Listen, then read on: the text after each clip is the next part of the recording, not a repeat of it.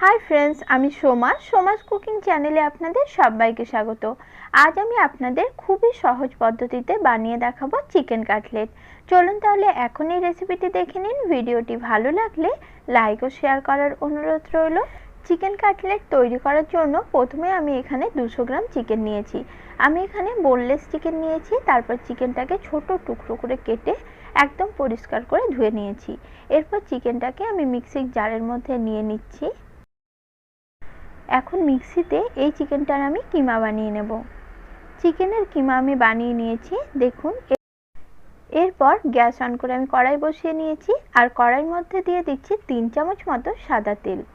তেলটা ভালো করে গরম করে নেব। তেল গরম হয়ে গেলে একটা বড় সাইজের পেঁয়াজ আমি কুচিয়ে রেখেছিলাম সেটা এখানে দিয়ে দিলাম।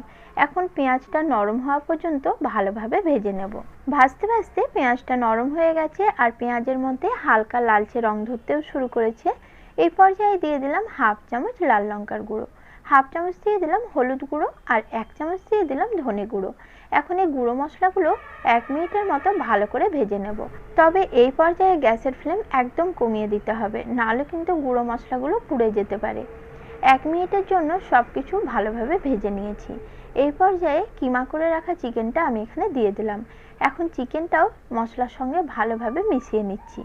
মিশিয়ে চিকেনটাকেও 5 মিনিটের মতো মিডিয়াম লো ফ্লেমে ভালোভাবে ভেজে নেব। এই পর্যায়ে দিয়ে দিচ্ছি স্বাদ অনুযায়ী নুন। নুনটা দিয়েও চিকেনের সঙ্গে ভালোভাবে মিশিয়ে নিচ্ছি আর নাড়াচাড়া করে চিকেনটা ভালোভাবে রান্না করে নিতে হবে। ফিরে এলাম 5 মিনিট পর। 5 মিনিট পর দেখুন চিকেনটা খুব ভালো মতো রান্না হয়ে গেছে আর চিকেনটাও একদম ঝরঝরে তৈরি হয়েছে। এই পর্যায়ে হাফ চামচ দিয়ে দিলাম গরম মশলার গুঁড়ো। এখন গরম মশলাটাও ভালোভাবে চিকেনের সঙ্গে মিশিয়ে নিচ্ছি। তারপরে এখানে আমি অ্যাড করে দিচ্ছি সেদ্ধ আলু। আগের থেকে একটা বড় সাইজের আলু আমি সেদ্ধ করে খোসা ছাড়িয়ে ম্যাশ করে রেখেছিলাম, সেই সেদ্ধ আলুটাই আমি এখানে দিয়ে দিলাম। এখন চিকেন ও সেদ্ধ আলুটা ভালোভাবে মিক্স করে নিচ্ছি। সেদ্ধ আলু ও চিকেনটা ভালোভাবে মিক্স করে নেওয়ার পর সবকিছু আবারও 2-3 মিনিট ধরে রান্না করে নেব। আর এই পর্যায়ে আমি আরও কিছুটা নুন অ্যাড করে দিচ্ছি। যেহেতু এখানে সেদ্ধ আলুটা অ্যাড করেছি তাই স্বাদ বুঝে এখানে আরও কিছুটা নুন আমি অ্যাড করে দিলাম। এখন সবকিছু ভালোভাবে মিশিয়ে 2-3 মিনিটের জন্য সবকিছু রান্না করে নিচ্ছি। 3 মিনিট পর আমি এখানে অ্যাড করে দিচ্ছি 2 চামচ পাউরুটির গুঁড়ো বা ব্রেড ক্রাম্বস। তারপর আবারও খুব ভালোভাবে সবকিছু মিক্স করে নিচ্ছি। সবকিছু ভালোভাবে মিক্স করা হয়ে গেলে গ্যাসের ফ্লেমটা আমি অফ করে দিচ্ছি আর এই মিশ্রণটা আমি একটু ঠান্ডা করে নেব। অন্যদিকে আরেকটি বাটির মধ্যে আমি নিয়েছি 3টে ডিম আর দিয়ে দিলাম পরিমাণ মতো নুন আর দিয়ে দিচ্ছি 2 চামচ কর্নফ্লাওয়ার। 2 চামচের বেশি কর্নফ্লাওয়ার এখানে দেওয়ার প্রয়োজন নেই, নাহলে কিন্তু কাটলেটের স্বাদটা একেবারেই ভালো আসবে না। এখন সবকিছু একসঙ্গে খুব ভালোভাবে মিশিয়ে নিচ্ছি। সবকিছু ভালোভাবে মিশিয়ে ফেটিয়ে নিয়েছি।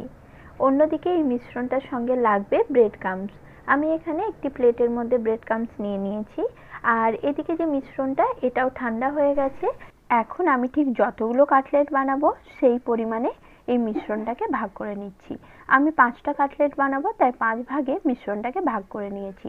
এর মধ্যে একটা ভাগ নিয়ে হাত দিয়ে ভালোভাবে গোল করে একটু লম্বাটে করে একটু চেপে চেপে 4 সাইডটা সমান করে একটি কাটলেটের শেপ দিয়ে নিতে হবে।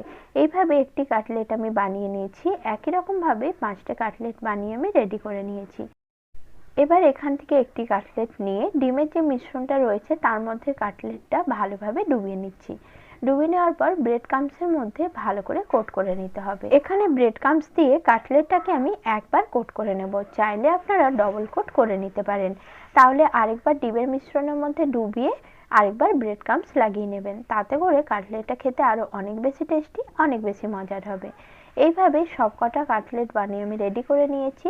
অন্যদিকে তাওয়ায় খুব ভালো মতো তেল গরম করেছি। তেলটা গরম করে নেওয়ার পর গ্যাসের ফ্লেম মিডিয়ামে রেখে কাটলেটগুলো আমি তেলের মধ্যে দিয়ে দিলাম। এখন এটার এক সাইডটা আমি ভাজাতে দেব। এক সাইডটা ভাজা হলে অপর সাইডটা উল্টে নিচ্ছি।